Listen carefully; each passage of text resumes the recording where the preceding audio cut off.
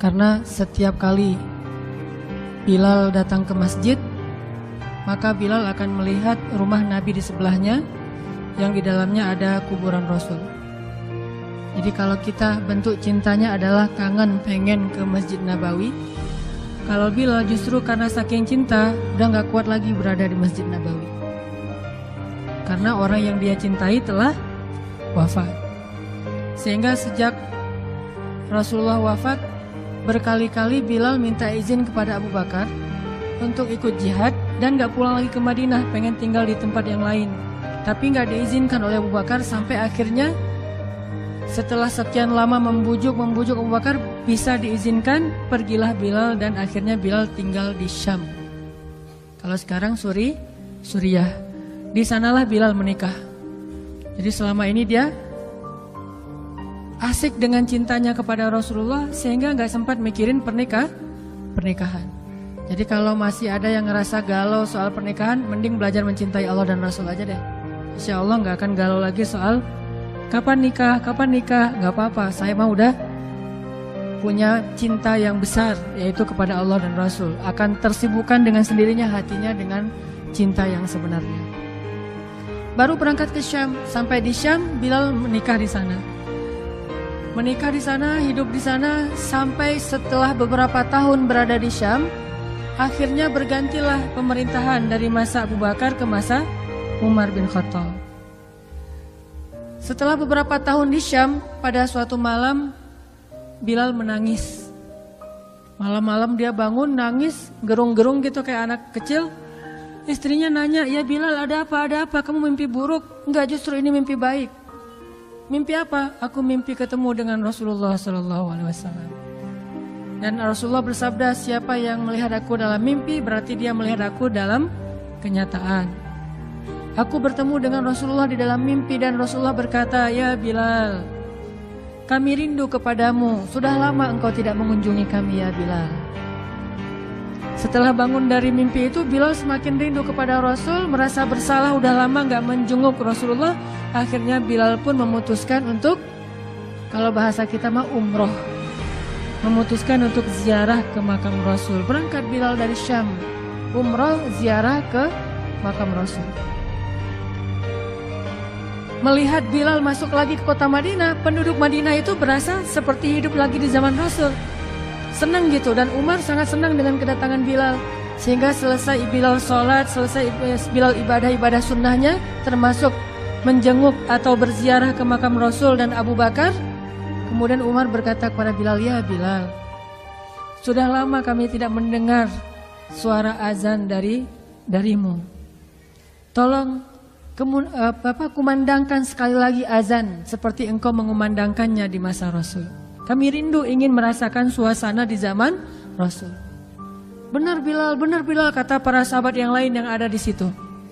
Umar, kemudian Abdurrahman, beberapa orang sahabat, "Ya Bilal, azan, kami ingin mendengar suaramu seperti dulu kami mendengarnya di masa Rasul." Kata Bilal, "Saya tidak akan kuat." Kata mereka, Coba dulu kamu usahakan, karena kami ingin sekali mendengarnya. Saya tidak akan kuat. Cobalah wahai Bilal demi kami, supaya kami bisa semangat lagi dalam beramal soleh, mengikuti perjuangan Rasulullah. Akhirnya karena udah dipaksa terus, Bilal pun mengumandangkan azan. Allahu Akbar, Allahu Akbar. Kota Madinah kaget mendengar suara Bilal. Orang-orang yang ada di rumah semuanya mengatakan, "Apakah Rasulullah sudah bangkit kembali? Apakah Rasulullah sudah bangkit kembali?" Mereka semuanya kaget dan bahagia, seolah-olah Rasulullah sudah bangkit dari kematiannya. Seperti Isa seolah-olah diturunkan kembali setelah dia diangkat ke langit. Satu kota Madinah tuh kaget bahagia gitu. Kayak seorang ibu yang kehilangan anaknya, tiba-tiba mendengar suara anaknya dari jarak dekat dan ingin dipeluk segera anaknya itu. Saking rindunya mereka kepada Rasulullah. Allahu Akbar, Allahu Akbar. Pasar yang tadinya ramai tiba-tiba sepi mendengar suara Bilal yang masih sayup-sayup. Asyhadu an la ilaha illallah. Semuanya berlari keluar dari tempat-tempat kerja mereka, dari pasarnya, dari rumahnya. Semuanya berlari ke masjid, ingin memastikan apakah Rasulullah sudah dibangkitkan kembali. Bahagia semuanya.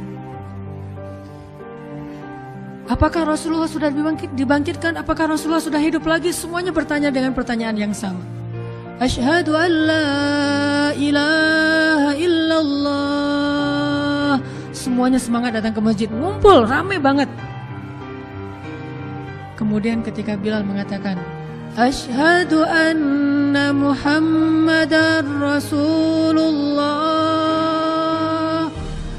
Asyhadu anna. Gak sanggup lagi Bilal, berhenti di situ. Kemudian Bilal menangis dengan suara nangis yang luar biasa kerasnya. Lalu satu masjid menangis, lalu satu kota Madinah menangis. Sehingga para ulama mengatakan, tidak pernah kota Madinah menangis sedahsyat mereka menangis hari itu kecuali ketika Rasulullah wafat. Cuma 2 kali menangisnya kota Madinah paling dahsyat. 1 hari ketika Rasulullah wafat, kedua hari ketika Bilal kembali mengumandangkan azan dan mengucapkan asyhadu anna Muhammadar Rasulullah. Semuanya menangis. Semuanya merasa kehilangan Rasulullah. Semuanya merasa bahwa mereka ingin kembali di zaman ketika Rasulullah masih hidup. Lalu mereka bertanya setelah semuanya selesai menangis, ya Bilal, kenapa kamu tadi menangis?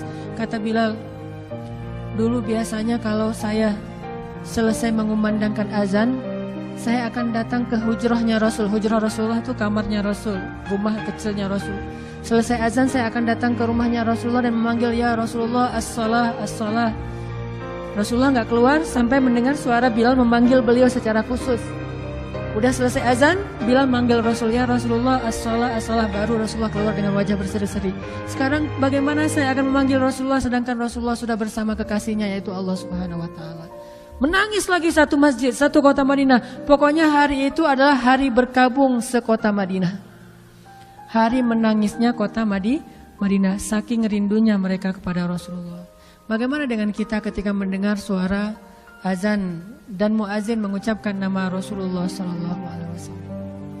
Di situ kelihatan apakah kita mencintai Rasulullah lebih dari apapun juga setelah Allah Subhanahu wa Ta'ala. Kalau tidak, fatarabbasu, hati-hati. Kalau tidak, fatarabbasu, tunggu aja. Na'udzubillah min dzalik. Berarti masih ada kemunafikan dalam hati kita. Bagaimana kita, apakah hati kita merasa gemetar, bergetar ketika kita mendengar suara seseorang mengatakan Muhammad sallallahu alaihi wasallam, Rasulullah sallallahu alaihi wasallam? Apakah hati kita bergetar seperti bergetarnya hati seorang kekasih ketika mendengar suara kekasihnya, nama kekasihnya disebutkan? Kalau yang pernah jatuh cinta banget, jatuh cinta berat, pasti tahu banget gimana rasanya ketika ada seseorang yang menyebutkan nama orang yang dia cintai. Pasti berubah suasana perasaannya, hatinya, ekspresi wajahnya, itu pasti. Kalau yang pernah merasakan cinta berat. Kalau yang belum pernah, ya tanya aja ke yang udah pernah. Itu pasti tuh. Namanya misalnya ditulis di mana? Saya pernah ya, pas saya lagi umroh, di hotel itu ada satu gate, nama gate-nya itu nama istri saya. Langsung saya fotoin, cekrek. Langsung saya send ke istri saya, ini nama kamu ada di gate yang masuk ke masjid. Namanya ada di gate salah satu hotel di Mekah. Pas saya baca itu kayak ada beda gitu dengan membaca gate-gate yang lain. Walaupun ada gate Abdul Aziz, King Fahad atau apa segala macam. Ini ada satu gate bukan di masjid sih. Kalau di masjid keren banget istri saya gitu. Di hotel gitu, gate-nya itu menuju ke masjid, nama istri saya. Nama panggilan sayang saya kepada istri saya. Itu beda hasilnya, beda rasanya. Bagaimana ketika nama Rasulullah Sallallahu Alaihi Wasallam disebutkan? Apakah kita mencintai nama itu? Muhammad. Sehingga kita ingin memberikan nama itu kepada anak kita. Atau kita senang dipanggil Muhammad. Orang Arab kalau nggak tahu namanya pasti memanggilnya Muhammad, gitu kan? Bukan, saya bukan Muhammad, saya Hanan. Enggak, saya Muhammad. Nama saya Hanan, tapi saya cinta dengan Muhammad. Atau mereka manggilnya ya Abdullah. Kalau dipanggil oleh orang Arab Abdullah ya, jangan bilang saya bukan Abdullah. Abdullah. Enggak, saya bukan Abdullah. Terus kita hamba siapa kalau bukan hamba Allah kan ya? Abdullah itu panggilan universal. Semua manusia itu Abdullah. Dan secara akhlak kita harusnya senang dipanggil Muhammad, orang yang terpuji akhlaknya. Muhammad, alhamdulillah, mudah-mudahan sesuai dengan nama yang diberikan kepada saya. Walaupun nama aslinya bukan itu. Abdullah, ya saya Abdullah, nama saya Hanan gitu. Bukan Abdullah, terus saya siapa? Kan nggak mungkin kan? Semua kita adalah Abdullah. Begitulah cintanya Bilal, cintanya para sahabat kepada Rasulullah, rindu kepada Rasulullah SAW. Terus bagaimana cara kita sekarang mencintai Rasul sementara Rasulullah sudah nggak ada? Apakah hanya dengan menangis ketika mendengar namanya disebutkan dalam lantunan azan? Ada cara lain. Cara kita mencintai Rasulullah setelah Rasulullah tidak ada adalah mencintai para pewaris-pewaris Rasul. Al-ulama warasatul anbiya. Pewaris Rasulullah itu adalah para pembawa risalah dakwah dan para ulama. Ulamaul ummah, ulamanya umat kaum muslimin. Saya bukan ulama, saya hanya dai biasa. Dan saya sangat merasa berat jika dipanggil ulama karena nggak pantas banget. Nanti kalau teman-teman mau tahu siapa ulama, saya akan berikan rekomendasi, cintai dia.